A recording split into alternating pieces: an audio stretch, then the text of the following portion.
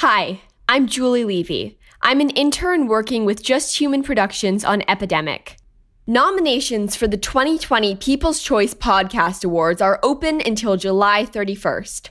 To show your support, please go to podcastawards.com and nominate us in the People's Choice and Health categories. That's podcastawards.com. Thank you.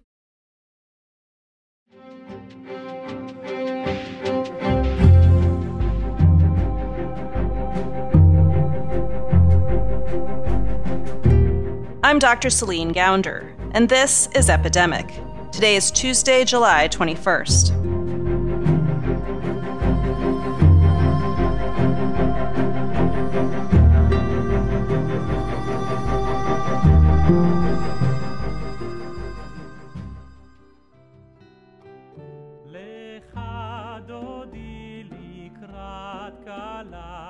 Before the pandemic, Friday night was something Julie Levey always looked forward to. Kabbalat Shabbat at Park Avenue Synagogue on Friday night is a beautiful service. The cantors are singing alongside a band, and the space is full of families who have come together at the end of the week to be with each other and to welcome in Shabbat. Julie's one of our interns. She's going to be a freshman at Princeton University in the fall. We have seats in the sanctuary that are our go-to seats. So usually in the middle of the winter, my family of 6 will be surrounded by our winter jackets piled up on the seats next to us with the prayer books all around us. And it's just this beautiful moment where all of us come together after a week of activities and school and work when we may not have seen each other as much as we would have wanted to. But with the quarantine, Julie and her family couldn't experience that same sense of community, at least not in person. And as I've thought about my identity in the past few months, as we've been in this time of social distancing, this idea of community has been so much more on my mind than ever before, because the thing that we are lacking right now is community as we've ever known it before. And this is not just about Judaism. This is about all faiths, all identities, all groups of people. We're unable to form community in the same ways that we are used to forming it. So in this final episode in our series with the Just Human Productions interns, we're going to present a condensed version of Julie's conversations with 2 faith leaders. One is the leader of her synagogue.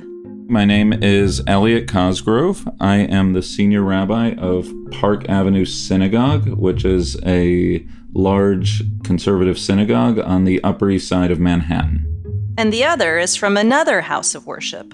Pastor Jamal Bryant of New Birth Missionary Baptist Church in Stonecrest, Georgia, which is metropolitan Atlanta. Together, they'll be examining a question people of all religions are asking right now. What does it mean to be a member of a faith community during a time of social distancing?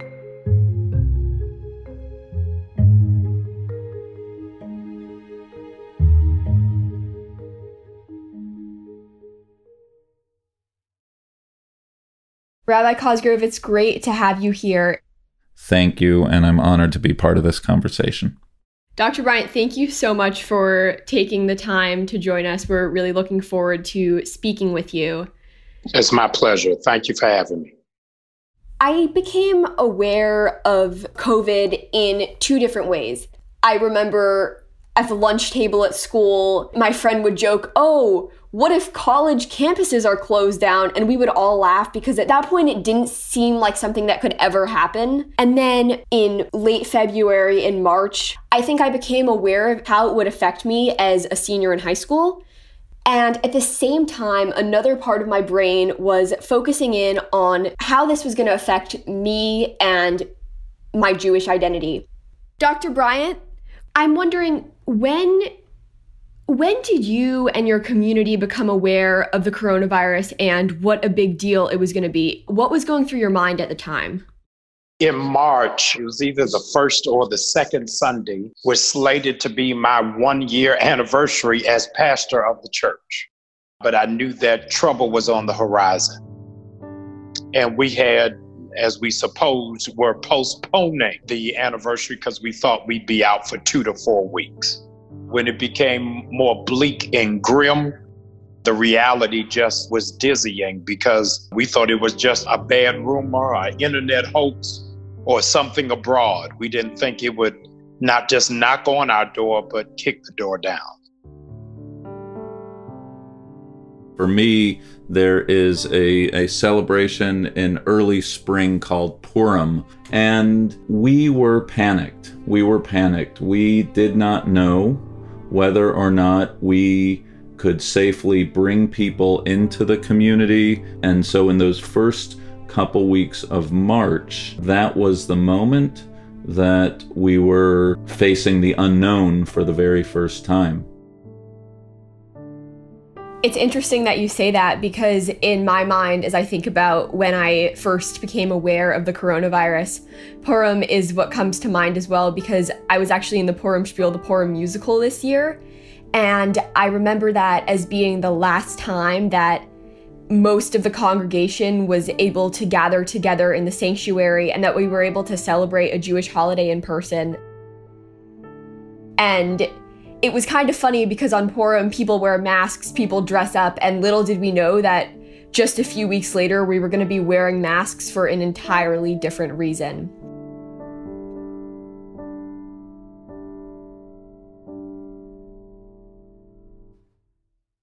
What I've discovered in my community is that people in this time of uncertainty need more, not less, ritual in their lives. A new parent, not terribly religious, their child was born during this time, and they wanted to be able to bless their child with the traditional Friday night blessing at the Sabbath table. And they called me and said, "Rabbi, there's so much uncertainty. Can we spend an hour on the phone and just teach me how to say that blessing?" So I have many stories like that, Julie, of people leaning into faith during this time. Just thinking about how I've been feeling these past 3 months, I do agree that the importance of rituals and traditions has definitely increased in how I think about my connection to Judaism. And one extra weekly ritual that my family and many other families have been partaking in is Havdalah. The separation between the holy and the everyday. Which is a ritual that marks the separation between the end of Shabbat and the rest of the week. Let's take our Havdalah candles, Shavua Tov, Park Avenue Synagogue. Let's take our candles and light up the night. It's given me perspective and helped me separate the different parts of the week, and to make sure that this period of social distancing doesn't just feel like one endless occasion. Rather, it feels like I'm still living my life, and my life is still separated into pieces that I can grasp and that I can reflect on one by one.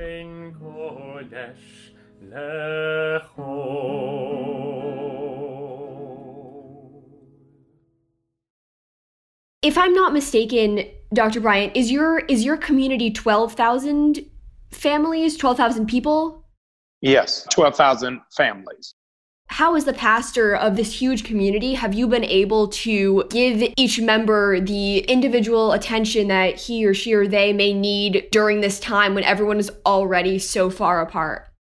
My responsibility is to impart, equip, and to develop my team and staff so that they're to make sure that everybody is ministered to.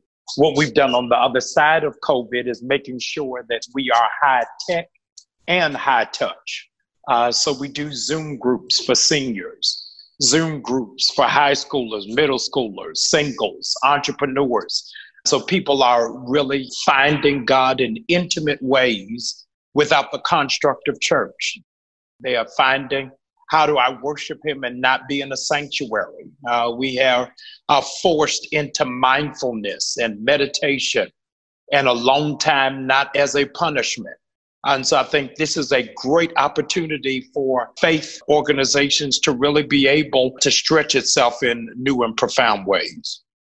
You mentioned this word sanctuary, and the idea of what it means to be in a sanctuary versus what it means to create a religious space for yourself away from a sanctuary. And it reminds me of this song that we sing at synagogue sometimes, and the lyrics are, "Oh God, prepare me to be a sanctuary. Be a sanctuary.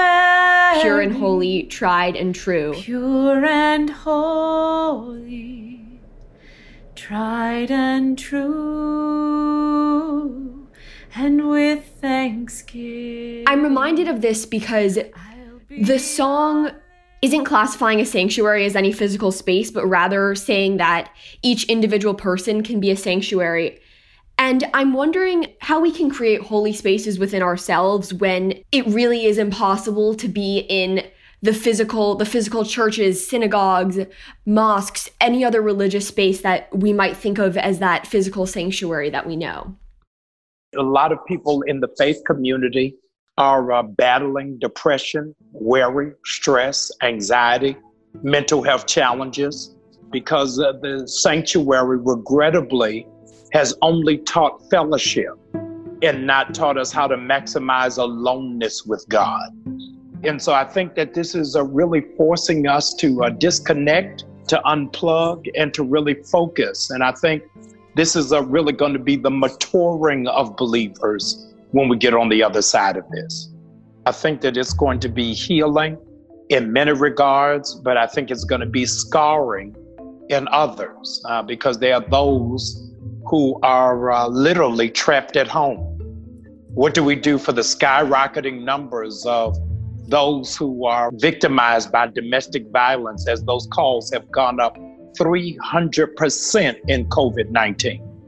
And so for other people, being at home is not a safe place. And the church is going to have to really do its due diligence of authentic ministry to give address to those needs. I wouldn't want to forget to acknowledge how New Birth has offered a lot of free COVID-19 testing. And I'm wondering if you could just share a little bit about this service that your church has been offering and why you think it's important that New Birth is on the front of offering testing. The data is undeniable that African Americans are disproportionately impacted by COVID-19.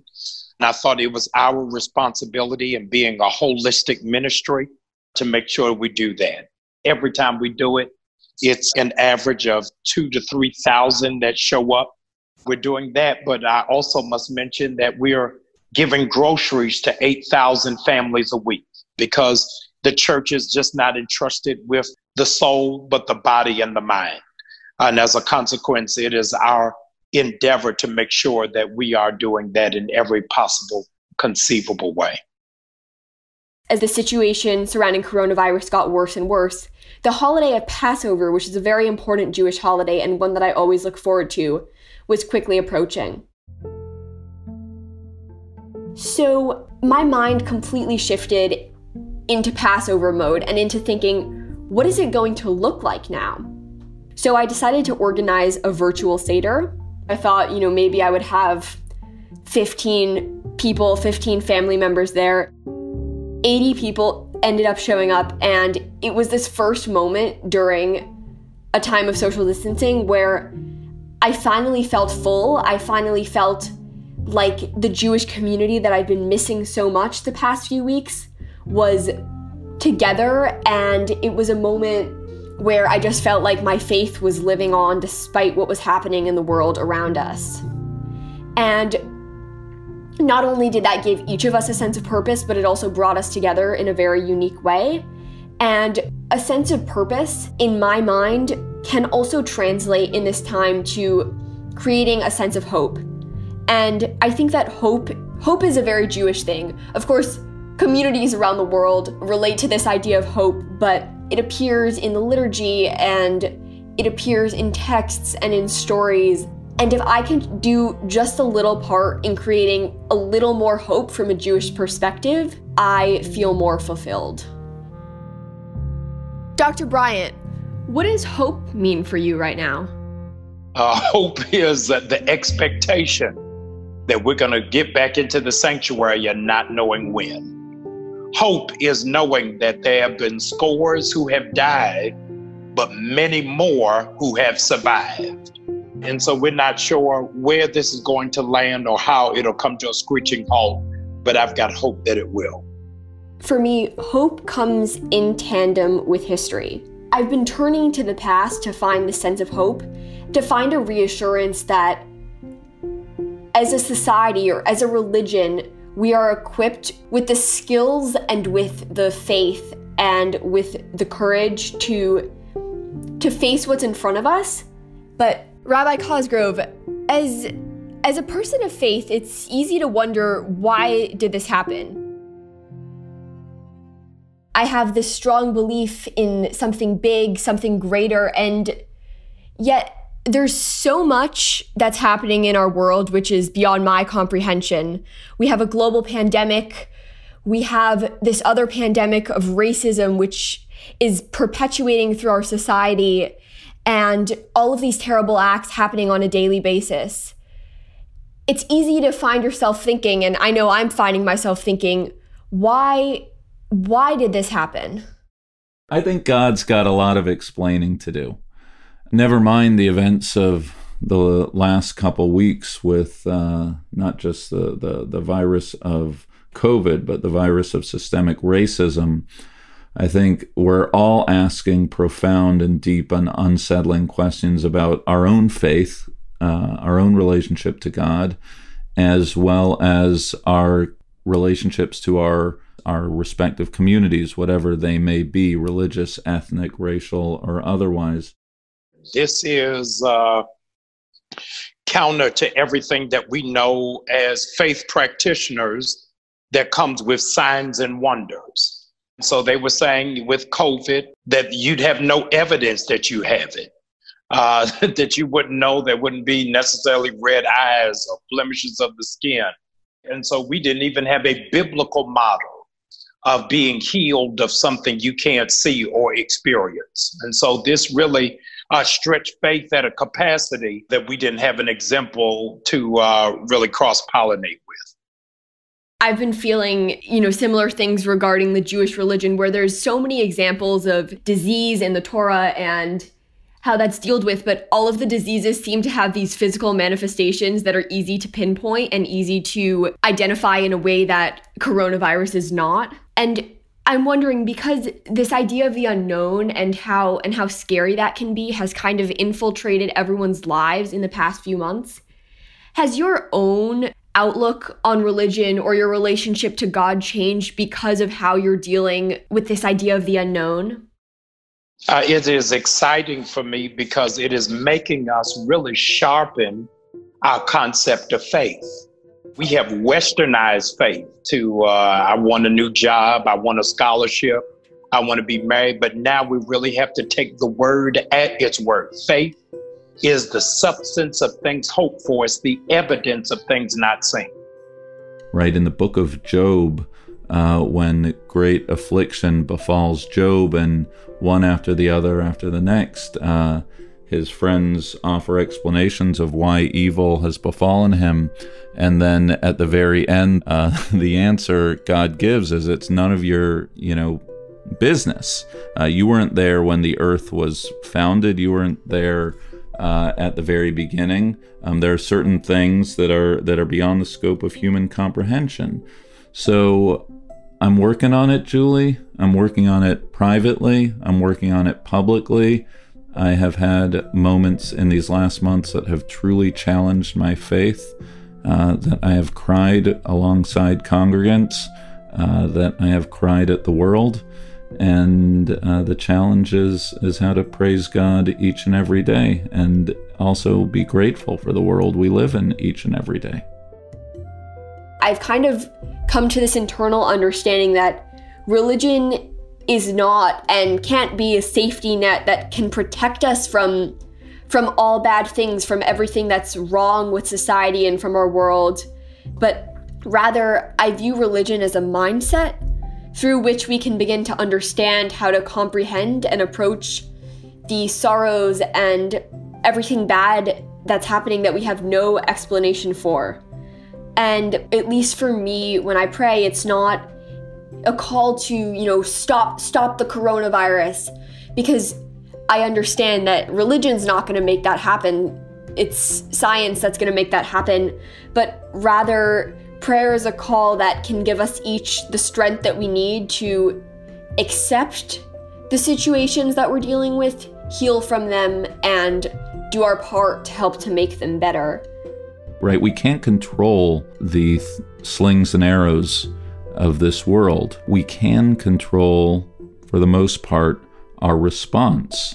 And I think for me, in the face of evil, the challenge is not explaining God. The challenge is trying to shape the human response. Dr. Bryant, the reopening of religious spaces has been a very hot topic recently. And of course, the larger the community, the harder it is to reopen. And I'm wondering, what is your perspective on the reopening of religious spaces, and how has the size of your congregation influenced that? I don't have any plans on returning in the immediate future. We have been effective in a virtual space and plan on maintaining it. I don't want history to record that COVID grew in America because of irresponsible religious groups.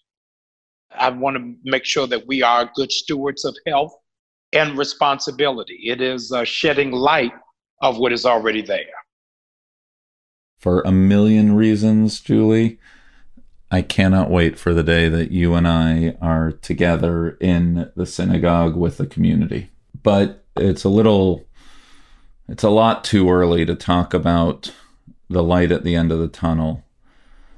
We as an institution, as I'm sure all forward-looking institutions, are both working on just to get to the next day, but also to imagine that future world.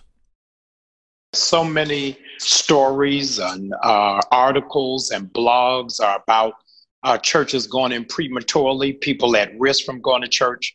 I want to go on record as a pastor to say, please, as much as you can, stay home, wear your mask, wash your hands, be responsible, and find the glory of solitude to have an opportunity for you to have a close encounter of the divine kind, for God to be able to have your undivided attention. Dr. Bryant, thank you so much for sharing those words. I want to take your advice to heart and to be comfortable with sitting in solitude and with sitting in silence. It was so amazing to be able to speak with you today, and I really, really appreciate you giving us your time to have this conversation. Oh, no, it was my privilege. Thank you for having me. Rabbi Cosgrove, as we wrap up, I'm wondering one last question that I'm sure you've probably heard from other people, but my question is, how do I continue to build faith and to build my relationship with a community during this time and not let this period of social distancing create barriers between myself and my religion and myself and my community? I think that this is a moment that we are all being challenged in a terrible way. And I think that we can't control what's thrown at us, but I think you gotta lean in. I know it's easier said than done. Not you personally, Julie, you personally, but also anyone who is asking of themselves those questions of what does community mean? What does faith mean? It's good to ask those questions. It's even better to lean in and get involved and doing things in our personal and in our public spheres. And I'm going to try my best to keep leaning in, to keep making those connections, to keep speaking to family members and meeting new community members, and hopefully just to maintain connections during this time. It was amazing to be able to talk to you, and I so appreciate your honesty, the wisdom that you've shared with me and with the audience. And I am so excited to continue to be involved with the community and hopefully sometime soon to be able to re-enter our beautiful synagogue building.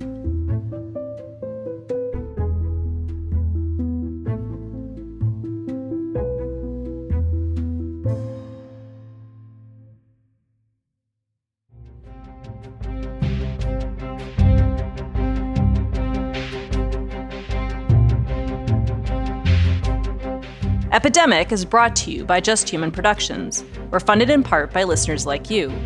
We're powered and distributed by Simplecast. Today's show was produced by Zach Dyer, Danielle Elliott, and me. Our music is by the Blue Dot Sessions. Additional music, care of Park Avenue Synagogue cantors Ozzie Schwartz and Rachel Brook, and cantorial fellow Josh Rosenberg.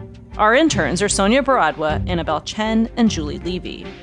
If you enjoy the show, please tell a friend about it today. And if you haven't already done so, leave us a review on Apple Podcasts. It helps more people find out about the show. You can learn more about this podcast, how to engage with us on social media, and how to support the podcast at epidemic.fm. That's epidemic.fm. Just Human Productions is a 501c3 nonprofit organization, so your donations to support our podcasts are tax-deductible. Go to epidemic.fm to make a donation. We release Epidemic twice a week on Tuesdays and Fridays, but producing a podcast costs money. We've got to pay our staff, so please make a donation to help us keep this going. And check out our sister podcast, American Diagnosis. You can find it wherever you listen to podcasts or at americandiagnosis.fm. On American Diagnosis, we cover some of the biggest public health challenges affecting the nation today. In Season 1, we covered youth and mental health. In Season 2, the opioid overdose crisis. And in Season 3, gun violence in America. I'm Dr. Celine Gounder. Thanks for listening to Epidemic.